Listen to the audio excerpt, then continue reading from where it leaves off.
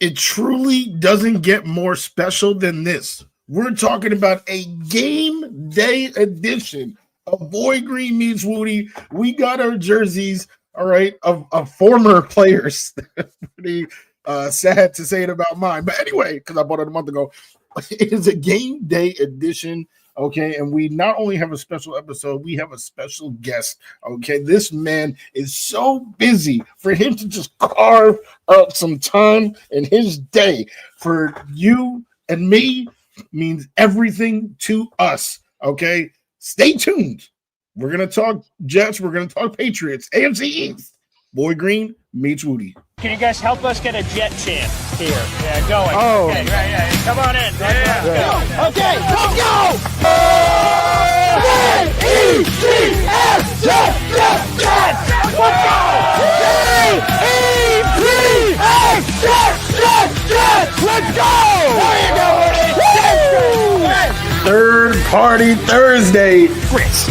Chris joining us here on the program with a capital P here on the program. Jake Asman, come on down. How you doing, good sir? Wow, what an intro. I mean, Boy Green is known for having the intro, but Wudi, that was unreal, man. Thanks for the kind words, son. We are men of many names. My favorite Austrian Jets fan right there, baby. Boy Green Meets Wudi.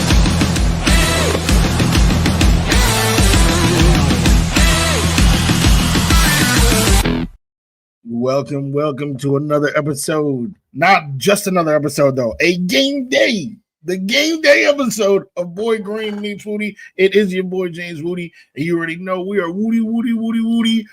Rocking everywhere. Yes, sir. And right there, the man with the jive. You already know he got the moves. Come on now. That is the boy who became king, Mr. Paul. As did Junior under the sea with it. Under the sea. Hey. And of course, like we said before, we have a highly esteemed guest, somebody who's plugged into the game, will be at the game. And he says, skirt, we're going to take some time to talk with my guys. He is none other than the host of Patriots Daily. Come on now, we're talking about our guy, the beat reporter, from Patriots CLNS, none other than the man, the myth, the legend, Taylor Kyles. Come on down. How you doing, our good sir? I'm fired up right now, boys. It wouldn't be Gotham without a dynamic duo, and you two got me fired up. I wish the game was in like half an hour. I could carry this momentum into the contest, but thank y'all so much for having me again. This is awesome. You know, Taylor, real quick, I thought we were the fan base with the spelling bee, Jets, Jets, CLNS. You guys trying to step on some turf over here? What the hell's going on, man? Hey, man, this is New England division. All right, that's all that is. You got your territory, we got ours. You know what I'm saying? Oh, okay. Yeah, sure. I'm picking up what you're putting down, Taylor Kyle. So let's go this right off the top. Okay, you do so many things. You're so well accomplished, and you're everywhere for Pete's sake. But you host this show called Patriots Daily. As a host of Boy Green Daily, I like the cut of your jib, pal. I like the daily. That's pretty gosh darn good. But I saw that you did a show this week, and it was labeled. Let me get my glasses out here. How the Patriots can avoid an upset against the Jets. Now, I'm sure that was interesting, fascinating content for Patriot fans, but let's do a different episode. How can the Patriots avoid winning? That's what I would like to know today. What's the blueprint to do the opposite, to avoid the upset? I want you to drive into oncoming traffic of the upset. That's what I need today. Yeah. Well, for that to happen, I think it's going to take one. I mean, y'all are banged up, and that's the tough part. But I think if anything is going to get the Jets over that hump against the Patriots, obviously on the road, very tough, it's going to be the ground game. I do think the Patriots, the run defense has been excellent this season. When you look at the numbers, you know, it might not look like so much of a matchup, but I do think that the Jets are going to be the first team that really pounds the rock. Now, against the Falcons, and then last week in Tampa Bay, I don't think either team really leaned into the ground game as much as they could because there were some pretty big rushing lanes for those running backs. Now, against the Falcons, a lot of those were quickly closed up by the defensive backs. Those cornerbacks and safeties for the Patriots are playing some excellent run defense. They're sticking their face in the fire, playing fearless. But last week, while the defensive backs were still good, it felt like the lanes were bigger and also linebackers were getting blocked. And that's where you saw Sean Tucker, become the first running back to get 50 rushing yards against the Patriots, which I know everybody saw coming going into the game with Buck Ewing banged up and all that. So, I mean, the fact that the Patriots had their worst rushing performance on defense, at least, against an offense that you thought wasn't going to be able to run the ball much at all, I just feel like against the Jets and Breece Hall, maybe they do run into a wall for most of the game, but if the Jets run the ball like 30 times and the Patriots don't get themselves a lead and really come out in front, I feel like at some point Breece Hall could break one. I always think back to Bill Belichick's last game, right? Where it looked like the game was over, then Breece just breaks one at the end. Honestly, I was really happy. I wanted them to lose that game because I was like, let's get Drake May. Let's just get this damn season over with so we can get to the draft. But again, it's going to take a lot for the Jets, but also when you look at some of the other margins, the return team for the Jets, right? Great special teams unit, which could absolutely make a difference in this one. And Justin Fields, if they decide to sleep on him, he could scramble for big yards. If there's a run where they're too focused on Breece, maybe he takes one out the back and is able to rip some off. So if the Patriots don't get off to a fast start, I am not putting it past the Jets to make this one competitive. By the way, just real quick, since you brought it up, Breece Hall had 178 yards rushing. Who's counting for that game anyway? The most that Breece has had in his career. So the snow game, Bill Belichick, his final game in the NFL. Ooh, that was juicy. How fitting was that? It was nice. Yeah. Nail in the coffin, like that. It's so funny that you brought up the rushing yards because that was actually the first thing that I noticed when I was previewing this game. I had a preview I put up on my channel yesterday, and I was shocked. What channel was that, Woody? What channel is that? Take Flight Talk, baby, on YouTube. We are live there right now, all right, as one of the 5 places we are live. And I was shocked to see these Patriots numbers. And when you said, right, Sean Tucker became the first, right, we more than halfway through the season. We talk about the first running back to run 50 yards. And you guys have faced Bijan. Right? You guys have faced James Cook. You guys have faced the Panthers. Right? We talking about 3 of the most prolific rushing attacks. Those are all top 10 rushing attacks, and you guys are stifling them. I'm not gonna lie. I actually woke up this morning, went on FanDuel, and I bet the under on my guy Breece Hall. Right now, Okay. I did. Numbers don't lie. All right, men, women. That's your boy. Numbers don't lie. Right now, the line is at 57.5. And I did bet the under. Do you like lighting money on fire, Woody? There's no Garrett Wilson. Who the hell else is going to be doing offensive things for the Jets? Under 57? Here's under 57 rushing yards. Not how all, many? Not all how many? No, I said 57 rushing yards. Rushing. No. Not all purpose. It's going to be Come on now. It's going to be more than that. You saw your money, right, and Woody. now it's I hope gone. you're right, Woody. You saw your money, now it's gone. All right, well, it wasn't gone when I bet on the Steelers to beat the Jets week 1. Now, my question to you, Mr. Kyles, is so when I read that stat or saw that stat, I was thinking, damn, well, we got to do some work in the air.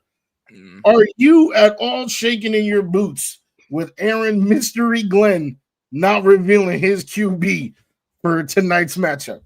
Why is he doing that? Can someone explain to me the logic? Because I just got through the Gerard Mayo experience where every single week the head coach was exacerbating a bad situation by going in front of the media and making a farce of himself. Now, I will say, obviously, the Jets are riding pretty high right now. There's a 2-game win streak. And I also saw a theory out there, and I want to know what you guys think, that he's doing this to basically make himself a lightning rod to take attention away from the rest of the team.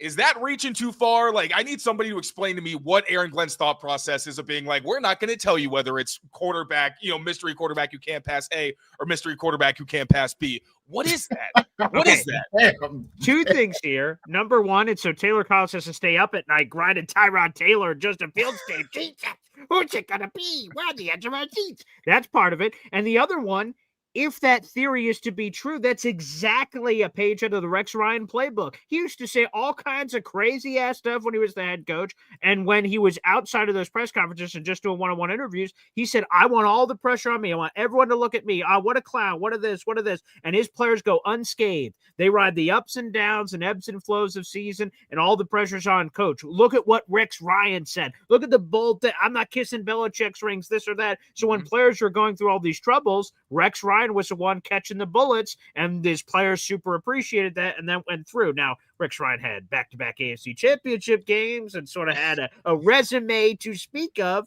but that theory isn't that crazy, to be honest. I mean, that seems like rationalizing more than coming out and saying that's the reason for the get-go, but I can buy it. Yeah.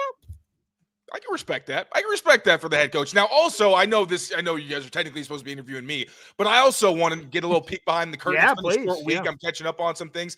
Definitely. Have you seen glimpses of Aaron Glenn potentially being the guy? Like, obviously, that's a pretty good first step of knowing to protect your team.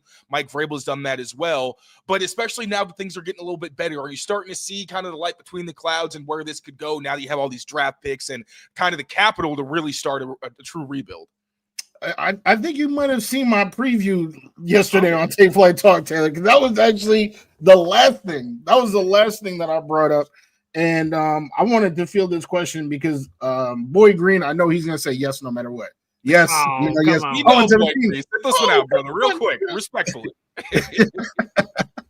But for me, somebody who is, looking at, Cliff Kingsbury and, looking at all the different people that could potentially be hired this offseason, I have seen a difference. I have seen a potential light at the end of the tunnel. And I feel like you can see tangible evidence of where in weeks 1 through 4, these boys could not even run a 2-minute drill. They ain't know how many minutes. They ain't know left from right, left. Okay. But now they actually ran in 2 consecutive games, successful 2-minute drills. Their late game execution against the Browns was masterful. And that's not a word I say when I talk about the Jets very often, but it truly was. 1st and 10, Brees gets the first down. He rushes 10 yards, slides inbounds to keep the clock going. That's coaching. That's that little thing.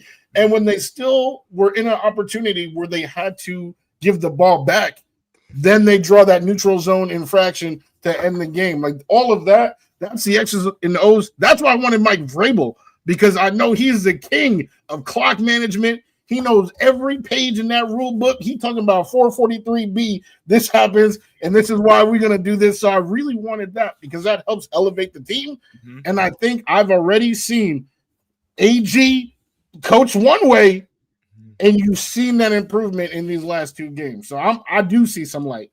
Yeah, and I would say 2 things here. First off, that last thing that you said, the most Jets thing ever is it's opposite, right? The Browns have to punt. Geez, let's just fuck with them and go up to the line of scrimmage and Red Eagle. Oh, they jumped up. First down, game's over. So that's normally what happens from a Jets perspective when they were going up, because now for all these games, I do like live play-by-play of the games. I'm doing like a watch party thing, and they're coming up to the line. I'm like, come on. I mean, honestly, no one really believes they're going to go for the clearly, they're just going to run out the clock, either take the 5 and just back up, have a little bit more room to punt, or they're just going to go up and go, hey, a little motion at, and then the Browns jump up, like, you got to be fucking kidding me. Unbelievable. And it's Cleveland, okay? It's Cleveland. I get it. It was the Bengals the week before in between the bye week and all that, Jets. So I get the level of opponent, but that to me is encouraging. Another one is players here. So AG has been catching heat for all kinds of reasons this season.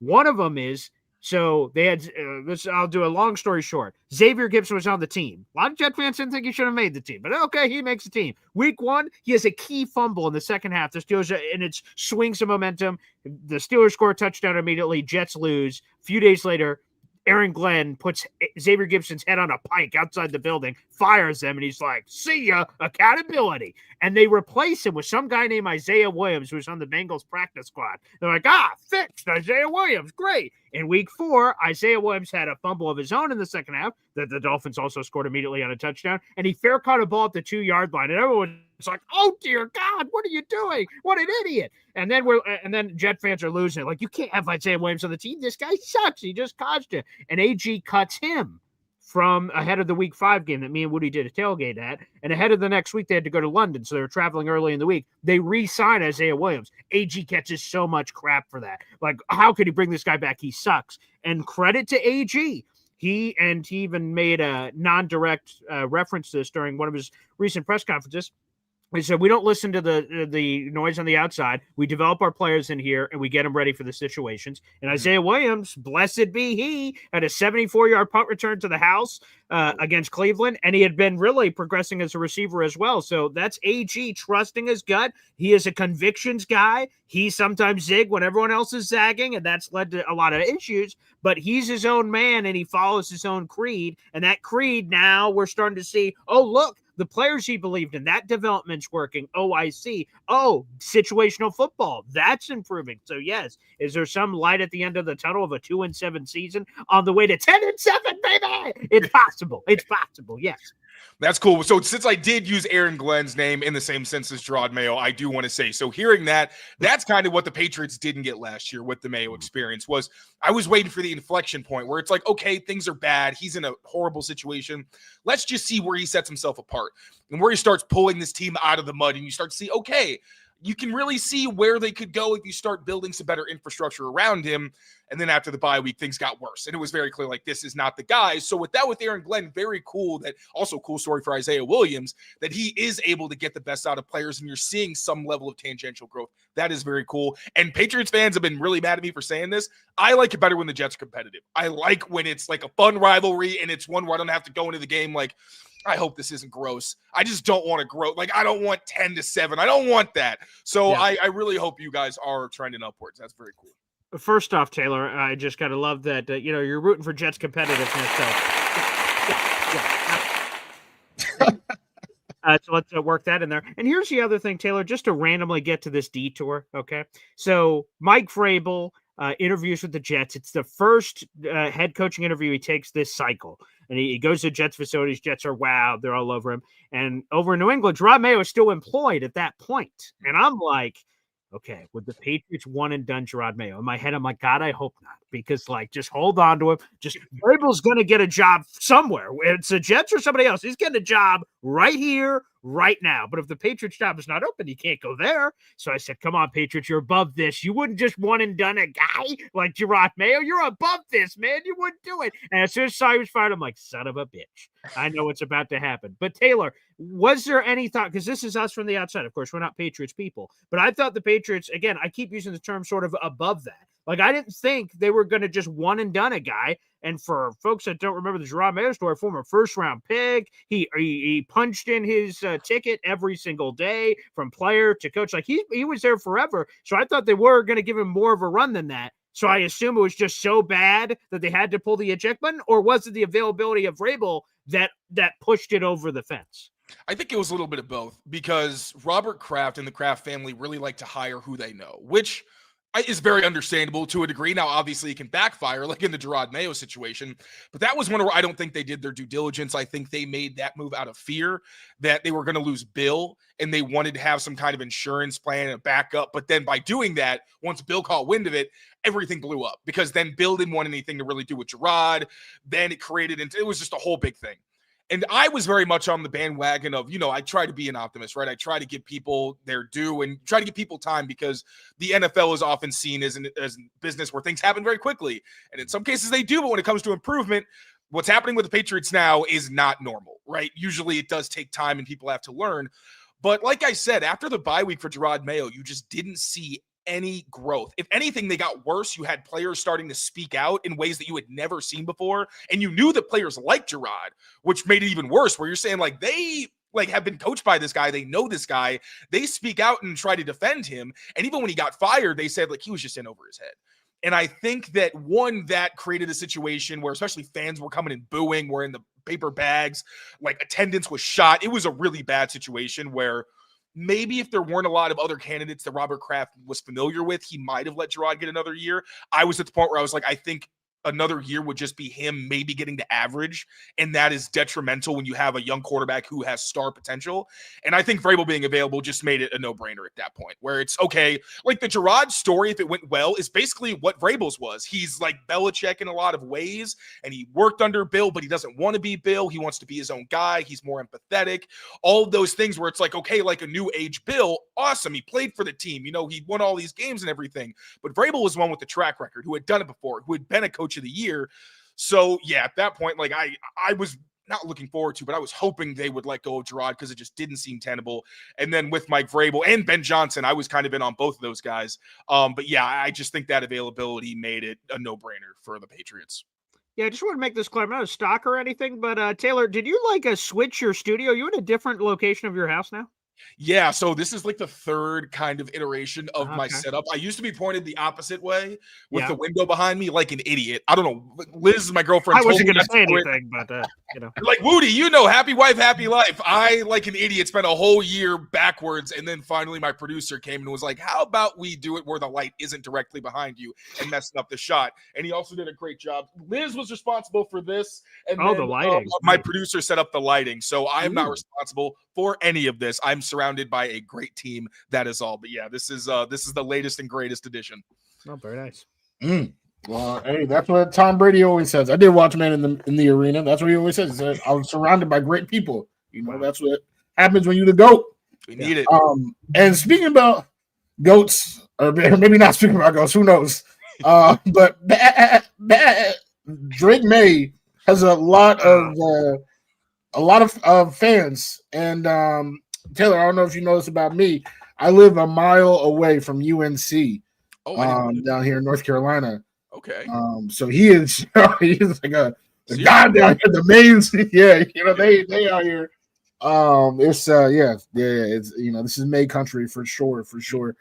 And I was looking at some stats, and then there was another one that really threw me for a loop, and that is the 35 sack that Drake May has absorbed. That's second in the entire NFL. Only Cam Ward has absorbed more. If you guys are curious why Justin Fields is not higher on the list, it's probably because he's been benched. All right, we know he's taking 9 sacks against the Cowboys and all that type of stuff. But Drake May, he's a fantastic quarterback. Is this an O-line issue? Is this just Drake, always trying to make a play? What would you say is the cause? Because this is like the only, if you look at his stat line, everything is pristine. Yeah. Besides that one little, blemish on prom night. Right there, the 35 sacks. What would you say is the cause for that number? Anytime it's that high, it's going to be some kind of a mixed bag. You know what I mean? Part of it is the offensive line for sure. In the past few weeks, they played such good pass rushes and defenses that do such a great job scheming pressure, executing stunts and line games, things that challenge you. The Patriots have 2 rookies on the left side, in Will Campbell and Jared Wilson. Will Campbell has been very good. Jared Wilson, you see the potential. There are so many reps. You're like, damn, this kid is strong. He's crazy athletic. His recovery ability, where like last week there was a rep where he basically fell and then still managed to get back up and stay in the rep. So he's impressive. But also when there's twists, line games, and things like that, there's some that they pick up and it looks fantastic, and there's some where they kind of will get beaten by those. And then also Will Campbell going up against Myles Garrett, ironically, was very good on an island. He only lost one of their 8 reps there, but he struggled when he got chip help because he just wasn't think about it. This is LSU's Will Campbell. He doesn't get a lot of chip help in college. So against a guy like Myles Garrett, I think the deficiencies of a chip where you're not really getting out and replacing that space and instead basically just letting him rush a second time, like when that's Myles Garrett, that's detrimental. Most guys can't really win that way, but he can. So there's been that. Mike Nwenu at times hasn't played to his best ability, even though he is still one of the better pass blocking guards in the league. So the offensive line isn't without fault. At the same time, Drake May, there's times where he'll hold the ball too long for sure. Like in recent weeks before last week, he would hold it onto the ball with open receivers, which was frustrating. And then he would take the bad sacks. And those are the ones where I'm like, you can't have those, right? You cannot have an open receiver right in front of you, turn it down, and then get hit. Other times where he'll roll out and it's really a 1 or 2 yard loss where he doesn't really get hit, but he didn't throw the ball away because he was trying to make something happen. And then there's more. Then there's times, yes, where he does just hold the ball for too long, trying to extend, do whatever, and then get sacked. So most of it I would say is on Drake May, to be honest, because I feel like he's put his offensive line in some really difficult spots. But when the offensive line has gone against some of the better units in the NFL, you do start to see the cracks that you would guess with, 2 guys who are towards the end of their career, and Garrett Bradbury and Morgan Moses, and 2 rookies on the left side. So definitely a little bit of everything, but I'd put more of that responsibility on Drake May, even though he took strides towards getting better at that last week. Only took, I think it was 1 sack, and didn't really hold the ball in the same ways that I was worried about before. Again, we're speaking with Taylor Kyles, Patriots beat reporter for Patriots on CLNS. Now, Taylor, you mentioned Will Campbell. Has his inability to grab things off the top shelf hurt him this season? I'm not gonna lie. I questioned whether, because for me it wasn't just the arm length; it was also that he's narrow. Yeah. So it's just like Armand Membu. I was kind of hoping for Membu over Will Campbell.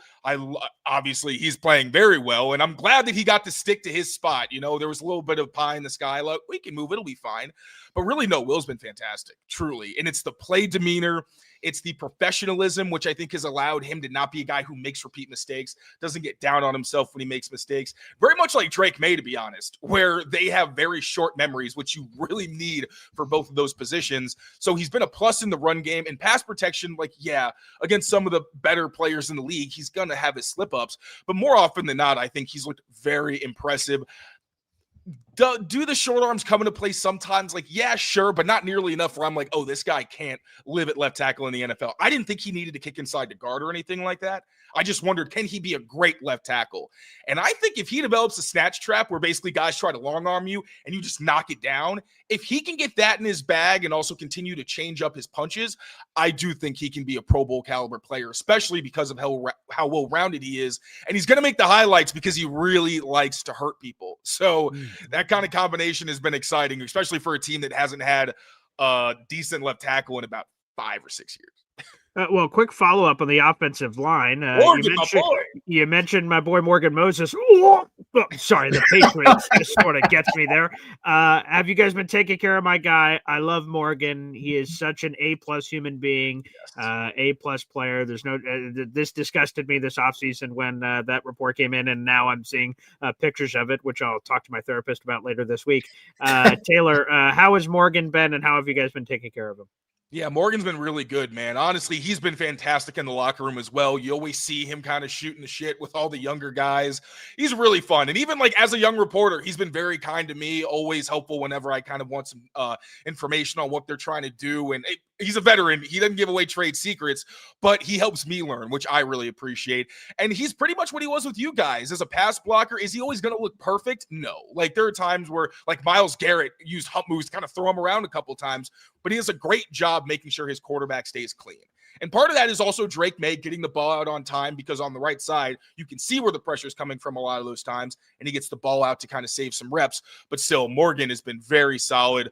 Last week, he was a bit up and down as a run blocker, but their best runs have been off Will Campbell and Morgan Moses. So he's been a plus for them. And also, he hasn't missed any time, which, guy's 34 years old. And even though he's been durable relatively, I still figured, okay, you're thinking like 3 or 4 missed games, and knock on wood, he hasn't missed any. So model of consistency for the Patriots is something they really needed on the opposite bookend. Absolutely nothing but love and respect over here from Morgan Moses. Both times that he left us, I was upset. Left us for the Ravens and now for you guys. But speaking in that same vein of seeing players wearing, both jerseys, we got a question from the chat here. Do the Pats regret letting Nick Folk leave the squad? Nah, not really this year. And that's saying something, because since Nick Folk left, the kicker position was kind of in shambles. It felt like there was always a competition between two guys who weren't great. Obviously, the Chad Ryland experience, and still thank you, Chad, for Drake May. But no, the rookie Andy Borregales has been fantastic. Again, knock on wood, because I know he's a little stitious. I want to be respectful, but he had one bad game in Miami where he missed a kick, and he has been lights out since, which is really funny because when he was at Miami, he, like, in his last season, he had missed some long field goal and then was perfect after that for the rest of the season. And that's pretty much been what the case is. Now, when you're the Patriots and got Drake May, he's kicking a lot more extra points than field goals, but he's been money on those as well. So all the respect in the world for Nick Folk. He definitely earned the love of a lot of Patriots fans, and he was fantastic when he was here, which is crazy that he just had that 1 year where he couldn't make long field goals and then has been money since then. So I'm happy to see that he's still doing well. That's awesome. Again, we have 800 people in the room. Appreciate you guys across our 5 different destinations, baby. The Instagram, the YouTube, the Twitter. We're hip. We're everywhere, baby. So wherever you choose to be consuming the show, if you're watching on YouTube, like the video and hit subscribe, baby, here on the show. Here now, Woody's bringing up all this research and apparently does something called prep before interviews. Good to hear. Well, let me get a little bit in here, okay? So I see the Patriots have 12 giveaways on the season. Okay, that's interesting. That ranks 6th most in the NFL. See, Woody, I can do stats. All right, and the Jets only have one takeaway. It was a forced fumble from Andre Sisco, who popped the ball out. Jarvis Brownlee Jr., new guy, jumped on it, but that's it. The well's been a little bit dry. There hasn't been the Jets are the only team in the NFL that have failed to record an interception this season. But you know what, Taylor? I think it's time for change. We're amidst the holiday season. Drake May seems like a giver. Is he someone that's going to be, throwing some footballs around, giving some guys some chances, which maybe could allow the Jets to end this very embarrassing drought to get their first and maybe multiple interceptions on the season, Taylor Kiles? He was so close to having his cleanest game in a while. Now, there was a stretch really in like most of October, it might have been like late September, early October, where he was doing a great job protecting the ball. And the past 3 games, he's committed at least one turnover-worthy play. And last week, it was on a really bad one. Well, actually, no. I didn't love it because of the situation, but he rolls out in the red zone. They really only needed a field goal to continue to add to their lead. Instead, he throws to, albeit an open Mac Hollins, but the ball's a bit behind him, ends up getting intercepted. Other than that, he'd been very good protecting the ball. And there was one other really bad pick he had against Carson Schwarzenegger against the Browns, where he said after the game that he forgot that the linebacker was allowed to jump or could jump. And granted, like we all know, Schwarzenegger is a crazy athlete. He tries to put it over him, and Schwarzenegger just went all the way up and snagged it. And yeah, kind of surprised Drake there. But the biggest turnover where the issue has been fumbles. And there are a lot of times where, like last week, he jukes Vita Vea with 2 hands on the ball and makes a crazy throw. And he has gotten better at keeping the 2 hands on, but he knows that he can break tackles. He knows he can extend plays. So what happens sometimes is he'll try to do that without protecting the ball. Like he'll try to stiff arm somebody, and a smart defender will capitalize on that and punch it out. So I don't know so much about the interceptions. Like, will his brain fall out of his head? I don't know. Maybe. That doesn't happen a ton. But if you really are looking for turnovers, it's going to be if he's in the pocket and someone's able to knock that ball loose. But again, he's gotten better with it. It's just one of those things where every once in a while he'll try to do a little bit too much. But I'm hoping this is the game where he snaps the streak because, like you said, the Jets have no turnovers on American soil, which is pretty wild. I found that one out this morning. And still, they forced 5 fumbles and dropped like 3 picks or something like that. So what's going on there from your perspective? Well, first off, I just have to say this, Taylor, as we're talking about all this here in terms of the turnovers and things coming and going. The Jets have had this weird streak over the last couple of years of they are like, we hear sometimes people have like a magnet for the football. It's good tapes. They're in the right place at the right time. Oh, ball just falls in their lap. The Jets, it's like the opposite. It's a magnet. Whoa, up the ball jumps over here. Unbelievable. So the ball, like there's been opportunities where the ball just bounce around and then 12 Jets, blah, blah, blah, like an NFL blitz, Nintendo 64 glitch. You're all jumping on top of it. Nothing happens. And someone jumps. You're like, son of a. So there's been a lot of that action happening, quite frankly. For the New York Jets, which has been difficult to process, to put all those pieces together. And by the way, Andre Sisco, of course, who forced that fumble, is now out for the season with a torn pec. God bless, Syracuse legend. Same thing for Sean Tucker, by the way. Didn't get a chance to mention that for all the Syracuse love earlier. And so, yeah, that part's been brutal. That part's been brutal, and there's really no explanation, right? It's been Jarvis Brownlee Jr.'s brand new interception right in his hands, boop, drop, saws, this, that. It's old players, new players, same players. It doesn't matter whoever it's been. So it's just been the same thing over and over again. I do want to give a quick shout out. Our guy Lou B is traveling to New England.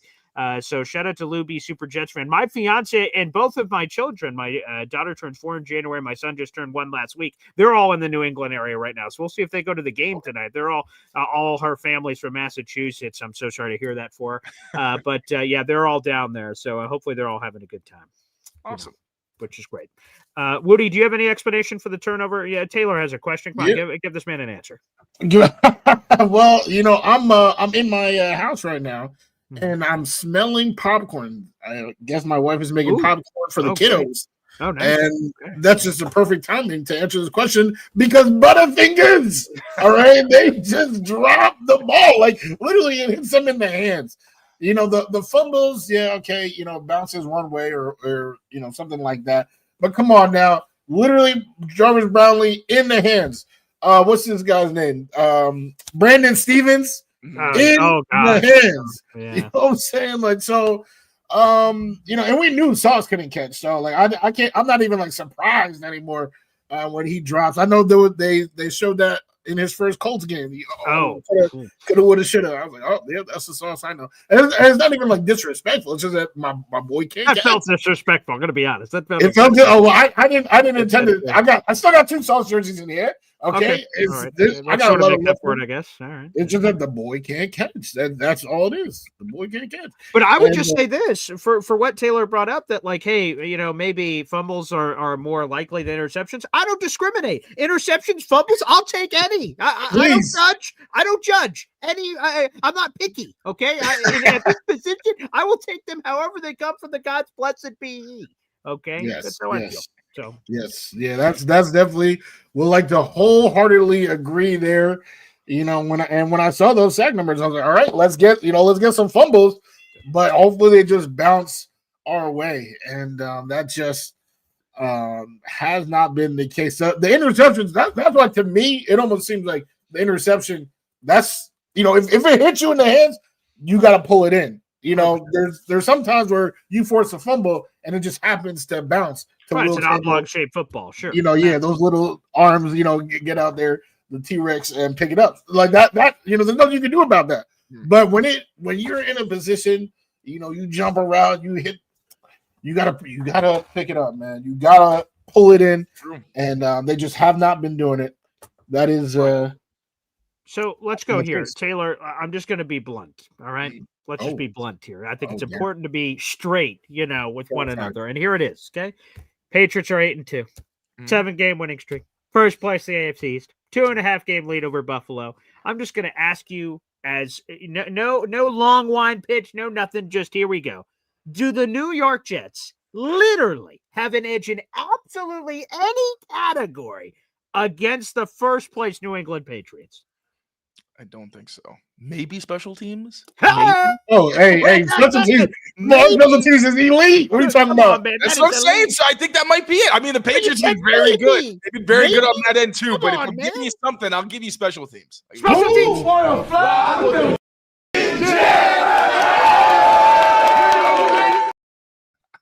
Special teams. Yeah, we about to put that on the fridge. Special teams. Special teams wins games. Special teams wins games. Clearly, yeah. I mean, they single-handedly won us the game last week, so we know. There you go. We know. Let me ask you this actually, because I thought I was cooking this past summer in fantasy. I was like, all right, Drake May, Diggs. I don't know if he coming back at full strength. But Hunter Henry, that year 2 Hunter Henry, we're gonna be cooking. And he had like 2 good games, and ever since then, let's talk. Hey, this is a 2-parter now. We talking what happened to Hunter Henry? Is he still alive? Does he have a post? I think he had one game. 1 point for me last week. So now I'm in the waiver wire looking at tight ends. And B, how does Drake get the numbers he's getting when he's literally throwing to Booty out there in the field? Oh my God.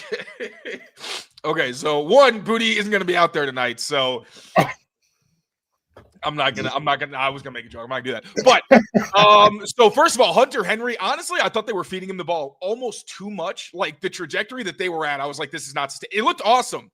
Like they were running him on leak, they're having him go vertical out of the backfield. I'm like, this is awesome, but this man is 30 years old. Like you can't funnel the offense through him like this. And what's happened is the Patriots, and this is how Josh McDaniels' offense has always been. If you have a Gronkowski or a Julian Edelman, like, yes, you are going to try to scheme opportunities for them, just like we've seen with Stephon Diggs and at time Hunter Henry. But really, this offense functions, and it's very quarterback-friendly because there's answers. One, I think the best example I can give is Josh McDaniels isn't afraid to call the exact same play multiple times in a game, sometimes like 3 or 4 times. There was like the Saints game where he's calling the same thing, but Drake is going to different options based on what the coverage is. So, yes, there will be times they're trying to go somewhere with the ball, but Drake, and this is one of the most amazing things considering he's just a second-year quarterback, he doesn't really fall for trap looks, does a great job moving defenders when he needs to, not taking the cheese when people try to bait him with disguises, or, like in cover 2. Those corners will kind of look like they're going to go in man coverage and they flip. Buccaneers tried that on him and he never fell for it, which I think you guys might remember. Mac Jones took the cheese on those all the time. So it's incredible watching Drake do this well, but really he is spreading the ball around. So in critical moments last week against the Buccaneers, 4th down, there's a touchdown to Stephon Diggs. Like, everybody in the house knows where that's probably going to go, even though with Hunter and Diggs, it created a little bit of conflict. But really, Drake does not discriminate. Like he has said, I think somebody asked him before the season, because Diggs, they were kind of playing it slow. He was practicing a lot, but he wasn't playing in the preseason. They were kind of monitoring his reps at times. And then it was asked, like, are you going to try to feed Stephon the ball? And he was like, if he's open, yeah, I will. And that tells you all you need to know, because if he's not feeling the pressure to throw to Stephon Diggs and he's like, no, I'm going to go where the progression takes me, that is representative of what this Patriots offense is. And I will say, to Kayshon Boutte's credit, man, the steps that he's taken each year of his career have been phenomenal. Like, this was a former first-round talent. He obviously had the ankle injury. I think it was foot or ankle, I'm sorry. But he had surgery where he even said, like, he can't jump as high as he used to. But the ball skills, the route running, all of that, in the deficiencies in his game, he really ironed out. If you look at, if you like stats, Wudi, his next-gen stats, his catch rate over expected is one of the highest in the league. And on deep contested catches, he's up there too. Like, he's been balling as well. But this entire Patriots receiving core is really playing above what people expected. So Drake's been fantastic, but those boys also make some really phenomenal catches, and it's allowed him to have trust in pretty much anybody who's open at any given time.